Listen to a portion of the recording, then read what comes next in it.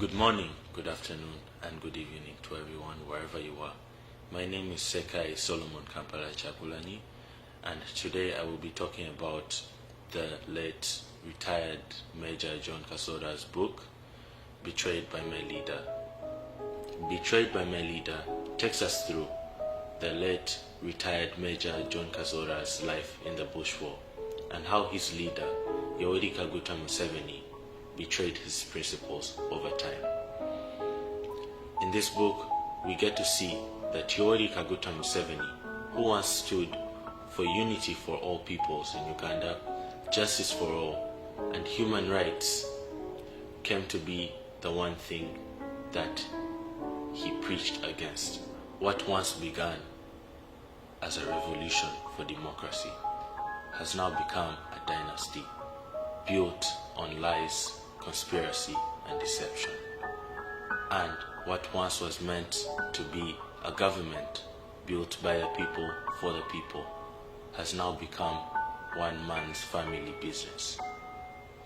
We dive into the late retired Major John Kasora's book, an expose of Museveni and who he truly is.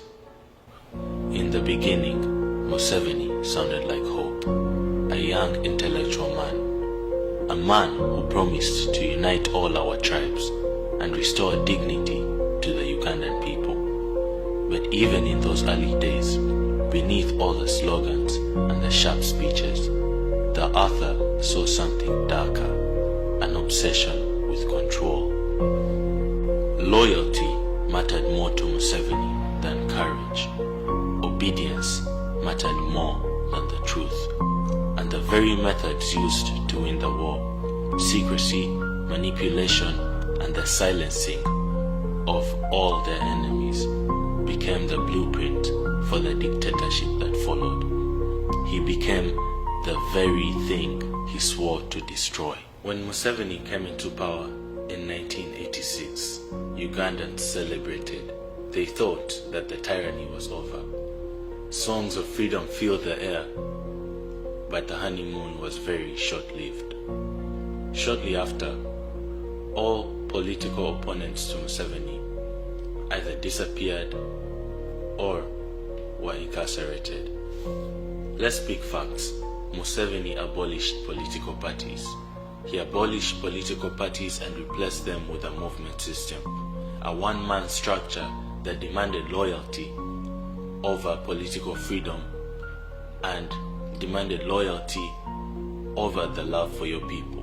Museveni built the NRA into the UPDF, and this new UPDF was Museveni's own little personal army, which he used to purge political enemies and to silence the Ugandan people. Anyone that came up to say anything against Museveni was immediately silenced. Even his own comrades, the likes of Besigye, Sejusa, and Mushega, all were silenced.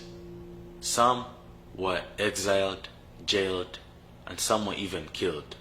All of these among others. These were the tactics that Museveni used to intimidate and silence the Ugandan people right after he came into power.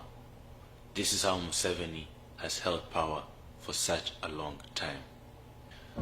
By the mid-90s, the Bush Wars dream was now gone, rotten. The 10-point system that Museveni and his comrades had built early on in the struggle, that put forward democracy, the advancement of society, and the well-being of the people, was now down, and a new system that based itself off bribes, intimidation, and killings was put in place, not to ensure the well-being of the people of Uganda, but to ensure the longevity of Museveni's government, to leech and milk Ugandans for as long as possible. The revolution was over. Now the regime had begun. Museveni's Uganda runs on surveillance and silence. The Chieftaincy of Military Intelligence, CMI, the Internal Security Organization, ISO, and the Special Forces Command, SFC, all of them function as extensions of one man's paranoia. Safe houses became torture chambers, citizens vanish in the night, journalists are beaten for filming the truth, and opposition leaders are arrested for daring to speak. In this Uganda, you do not need to commit a crime to be imprisoned. You only need to think differently. This, my brothers and sisters, is how the revolution eats its own children. While the people are controlled by fear, Museveni builds a dynasty behind the curtains. Janet Museveni, his wife, becomes a minister. Relatives control security, intelligence, and finance, and his son, General Muhoozi Kainerugaba, is quietly groomed to inherit power.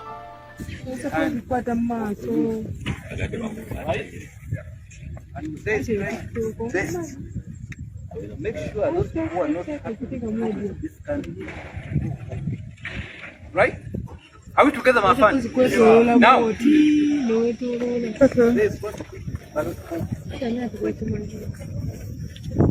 Right? It's physical. Oh, people who he has been with. Are we together? Meaning, the last date of the retirement of the general 20. All of them. Right? Now 2028, we shall identify officers which we are doing now. Where the regions where they come from. What is called MK project. MK what? Project. MK project. Go against it. I am telling you, we shall crush you. We shall do what? Yeah, we shall crush you. I am not a Munyankole, and I have never been a Munyankole. My mother is a Mutoro. Sawa. But to be who I am right now, I was told by Munyankole. I became a Koporo by Munyankole. I became a Usumiten by Munyankole. I became a PC by Munyankole. I became a lieutenant by Munyankole. I am here in Libertown by Munyankole. Yes, sir. So there is no way whatsoever that I can betray you. Right? So you have become an officer. I'm telling you this bitter message. I'm telling you what? A very bitter message that you have accepted. That if they come, you finish 2026, he comes, you hand over 31, give us the blessing, then the MK project takes what? And if you want to enjoy this time, I'm telling you, if you want to enjoy this time, you must vote. Are we together? Campaign? Yes. This is not a conspiracy, it's a fact. Uganda, once a republic, has become a royal estate. Our forefathers fought against the monarchy, and they were lied to and manipulated into crowning a new royal family. But this time, the royal family is wearing military uniforms. In the book, we see the author talk about how the constitution has been manipulated.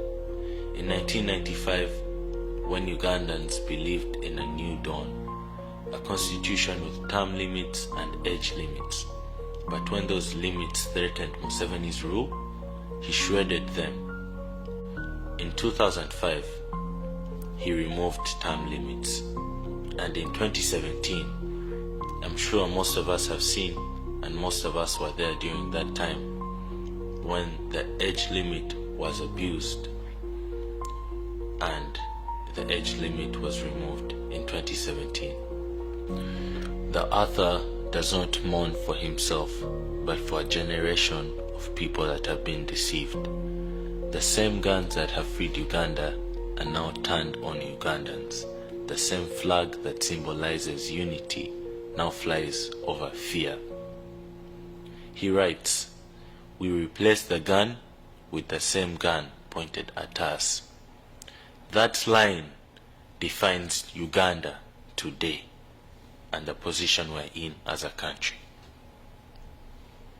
Now, my brothers and sisters, this is a call to action.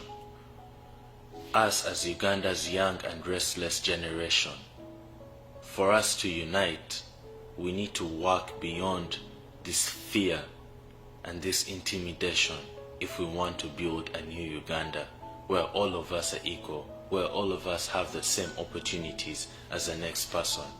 We need to unite. The current regime survives through military control, manipulation, corruption, and patronage, but it cannot survive in a population where 80% of us are under the age of 30. We need to unite and look past all this manipulation. We need to look past everyone's tribes. We need to look past everyone's differences. And we need to all unite for the same cause, for us all to have the same opportunities, for us all to benefit from good healthcare, good education, and remove the elite ruling class from Uganda. Every single post, every single voice, every single one of us matters. If we do not speak up for our rights, Uganda will become a monarchy, passed down from Museveni to his son, and democracy will cease to exist. Ugandans will suffer more and more. Let us eradicate this disease from Uganda while we still can. Vote, vote, vote, vote. And after you vote, stay and protect your vote. Don't let them waste your vote. Don't let anyone undermine your vote. Don't let anyone undermine your vote. Vote. Vote, vote, vote, vote, vote. And make sure that your candidate is respected. Make sure your vote is respected. Stay there and make sure that no one is undermining your life. You have one life. Use it well. Thank you very much.